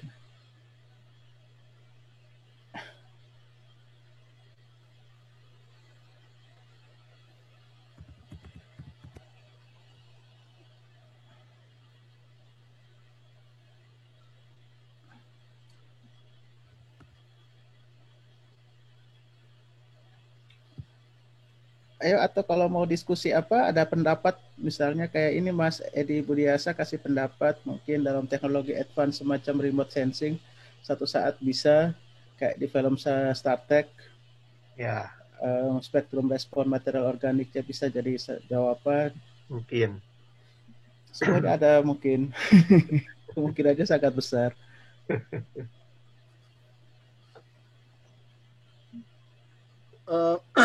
Ngas, ini ngomentarin yang satu yang tadi sempat disinggung oleh Mas Nugi yang apa sih namanya, kalau aku lupa namanya, tapi maksudnya beberapa waktu yang lalu mungkin terkenal dengan istilah Tebistar, tapi ada istilah yang lebih formal soalnya ya yang Tebistar itu kan, bentar aku cari namanya dulu. Tebistar bukan Dyson Sphere ya? Bukan. Ya? Boyajian Star. Oh. Soalnya gini, di salah satu diskusi itu ada yang nyebut Tebistar, tapi ada yang bilang namanya bukan Tebistar, tapi Boyajian Star.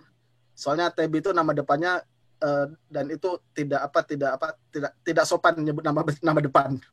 Jadi dibilang seperti itu. Oke, jadi yang terkenal Boyajian Star itu adalah ketika cahayanya berubah dengan pola yang aneh. Kalau cahaya yang berubah, kalau biasanya kan kita duga karena ada sesuatu yang menghalangi cahaya bintang tersebut. Salah satunya adalah transit, seperti cara kita deteksi ekstrasolar. Tapi ini polanya beda dengan transit yang polanya bagus, sangat teratur, periodiknya jelas. Kalau ini agak-agak beda ininya. Dan diduga ini adalah ada struktur di sekitar bintang ya, yang secara definisi ya kira-kira seperti Dyson Sphere itu. Tapi yang ingin ku tambahkan adalah kalau sekarang ini udah bisa dipastikan dengan keyakinan yang tinggi bahwa itu kasusnya adalah debu. Jadi bukannya ada technological structure di sekitar bintang itu, tapi itu adalah debu. Udah dikonfirmasi yang terakhir tuh dengan keyakinan tinggi bisa kita konfirmasi bahwa itu adalah debu. Jadi itu. Berapa persen Mas keyakinannya? Kalau persennya aku nggak tahu, tapi kalau misalnya ini dipastikan itu debu. Dulu sempat heboh soalnya ya. Soalnya sempat heboh sekali. Kan orang mencoba setiap sekian ini dan sekian ini dan sekian ini ada perubahannya gini. Jadi spekulasi tentang struktur di sekitar bintang itu jadi ramai banget. Tapi kemudian seperti biasa dalam astronomi itu kita mengumpulkan data, makin lama dan makin banyak kita mengumpulkan data, maka kita makin yakin untuk memberikan penjelasan yang lebih masuk akal. Jadi kalau sekarang itu kecuali kalau ada data terbaru yang istimewa, tapi saat ini dipastikan itu adalah debu. Oke, mirip dengan fenomena fast radio burst itu ya. Ya, fast radio burst kan kita alien ini tapi setelah cukup banyak ngumpulin data dari berbagai macam panjang gelombang, ternyata keberadaan fast radio burst itu berada pada posisi yang sama dengan bintang yang punya medan magnetik sangat besar. Jadi ini terkait dengan magnetar. Jadi ya kita udah ini terkait dengan fenomena magnetik berarti ininya. Jadi kira-kira seperti itu. Oke, thank you Mas Ferry. Ada lagi yang mau bertanya, Mas Adrian mungkin?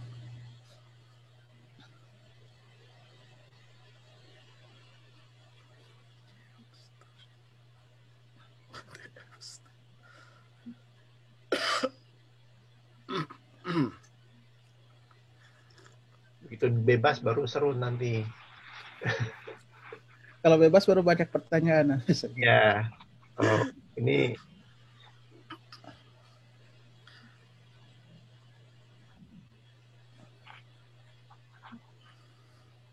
Oke, ini Mas Agus Rifani baru join. Mungkin baru join langsung ada pertanyaan. Kita tunggu. baru join langsung disuruh nanya. Oke, Mas Agus Rifani, ada pertanyaan? Baru datang. Mas. Oke. Aku tadi nunggu anak tidur dulu baru tak buka. Padahal nih. Aduh. Gimana? Pak Ferry ada nggak ini banyak pertanyaan Pak Ferry biasanya? Iya. Pak Ferry justru nggak nanya kan pembicara. Ini pembicaranya. Bareng Mas Tugi ya. Iya. Aduh.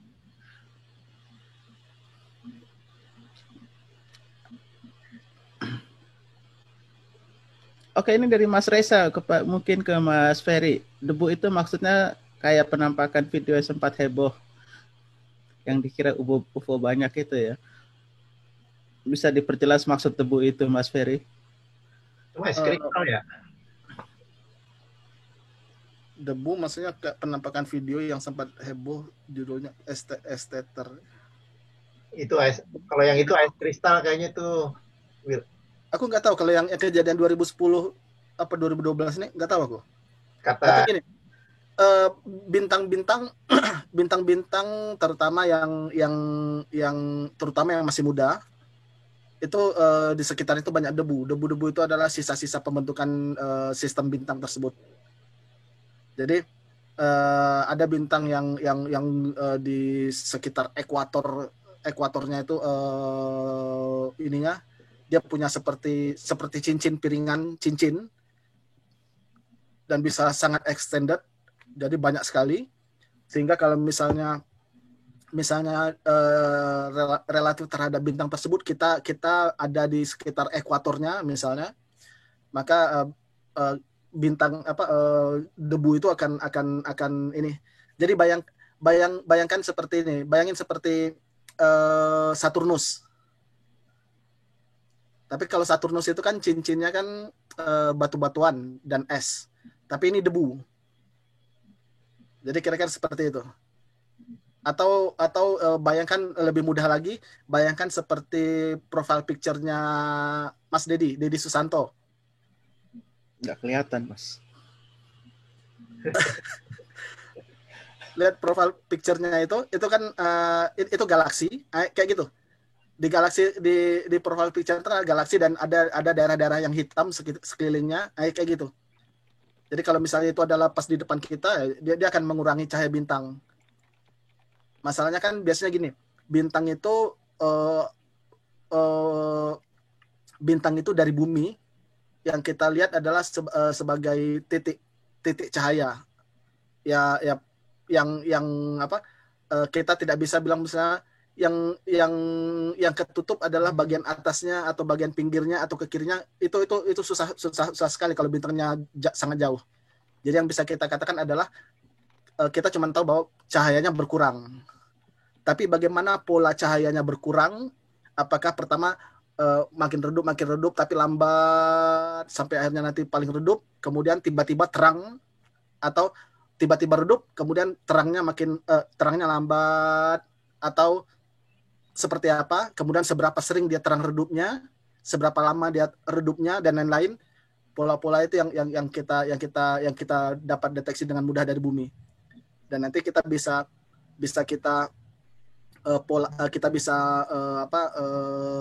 bikinkan simulasinya kira-kira seperti apa yang menghalang itu.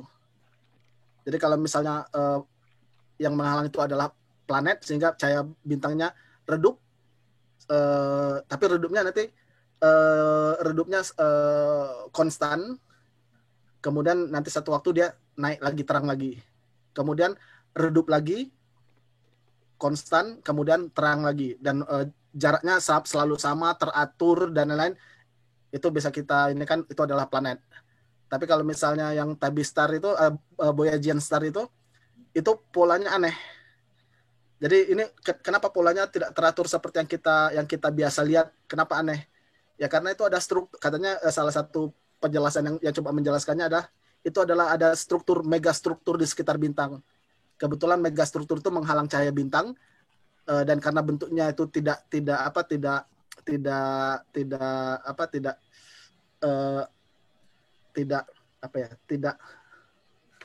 maksudnya bayangkan bintang di sekitar bintang itu misalnya ada cincinnya mungkin tidak satu tapi ada dua dengan posisi yang ini. Jadi ketika dengan posisi yang tertentu itu, sehingga ketika dia menghalangi cahaya bintang itu tidak selalu setiap 1 jam misalnya, tapi kadang-kadang setiap 1 jam, kadang-kadang setiap 2 jam, dan kadang-kadang selama beberapa hari tidak ada ini, dia tidak menghalangi cahaya bintangnya. Jadi ada pola-polanya itu aneh. Tapi sekarang itu ya, setelah kita makin banyak data, nah, kita akan makin bagus, kita bisa menguji apa penyebab ini dengan informasi dari berbagai sudut, mungkin dari evolusi bintangnya, dari keadaan lingkungan bintangnya, dari ini itu dan lain-lain.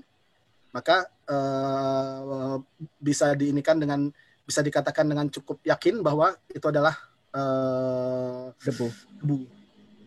Jadi sekali lagi, kalau debunya seperti apa? Coba lihat profile picture-nya Dedi Susanto. Nah, Mas Dedi itu ininya kayak gitu. Tapi bayangkan sekarang kalau misalnya dilihat di profile picture-nya Mas Dedi Susanto itu, kalau ini kan kita kan agak miring lihatnya kalau di profile picture-nya. Tapi bayangkan kalau sekarang dia adanya sini, atau mungkin sedikit. Kemudian yang hitam-hitam ini adalah debunya. Sementara debunya itu tidak merata, ada yang mungkin di satu tempat lebih tebal, di tempat yang lain lebih tipis. Jadi makanya ketika dia mengitari bintangnya, ketika dilihat dari kita, polanya tuh tidak seperti yang kita kenal. Polanya agak-agak tidak teratur gitu. Oke, Mas Ferry. Ada lagi yang mau bertanya? Mas Agus mungkin udah join lumayan lama, udah 10 menit, bisa ada pertanyaan. Kasih deadline.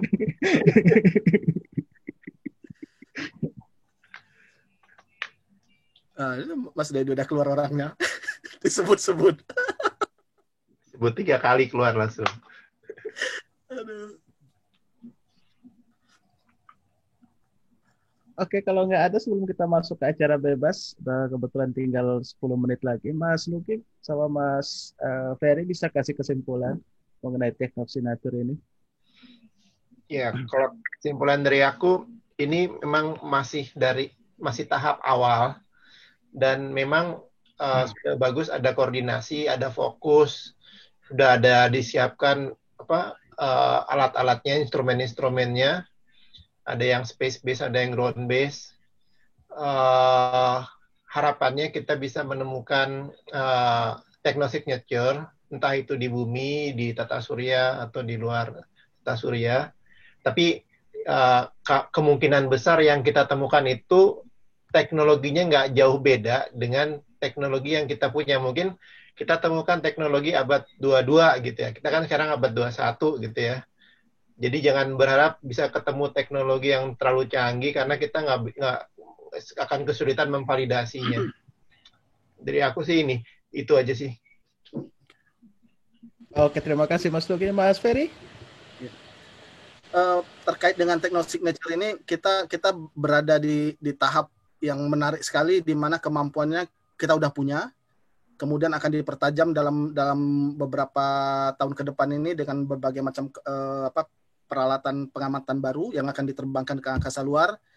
Kemudian dengan kerjasama seperti yang disinggung oleh Mas Dugi tadi, ini akan menjadi satu effort yang kita berharap akan cepat memberikan hasil. Tapi yang kita perlu ingat adalah yang seperti ini, skala seperti ini biasanya hasil mungkin kita nggak bisa kalau dibilang dalam waktu tidak terlalu lama ya bukan berarti dalam 1-2 bulan ke depan ya, tapi mungkin kurang dari 10 tahun ya. Jadi tapi ini akan memberikan hasil yang kita tunggu-tunggu. Walaupun mungkin seperti yang dibilang oleh siapa tadi, bahwa walaupun kalau nanti ternyata terbukti tidak ditemukan, tapi teknologi yang digunakan untuk mengembangkan tujuan penelitian ini bisa digunakan untuk kepentingan kehidupan kita sehari-hari. Tapi saya harapkan kalau misalnya dengan kemampuan dan kerjasama yang sekarang dari berbagai macam pihak, dalam waktu yang tidak terlalu lama, mungkin dalam waktu hidup kita saat ini. Jadi saya harapkan ya sekitar 20 kurang dari 20 tahun atau kurang, kita udah menemukan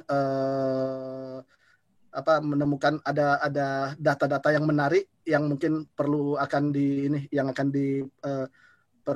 dilanjutkan penelitiannya untuk memastikan. Tapi dengan keadaan sekarang saya cukup optimis bahwa dalam kala hidup kita saat ini, kita akan melihat hasilnya. Kita akan menemukan ada hasil yang menarik.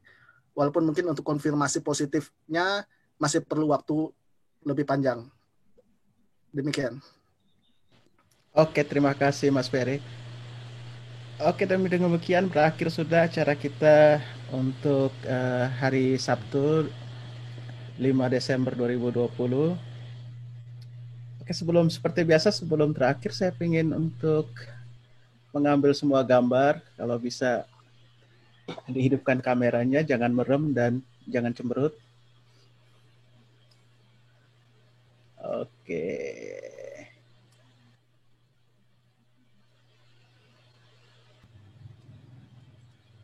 Oke, terima kasih semuanya yang udah hadir acara malam ini. Semuanya. Oke, terima kasih Mas Nugi, Mas Ferry yang sudah hadir.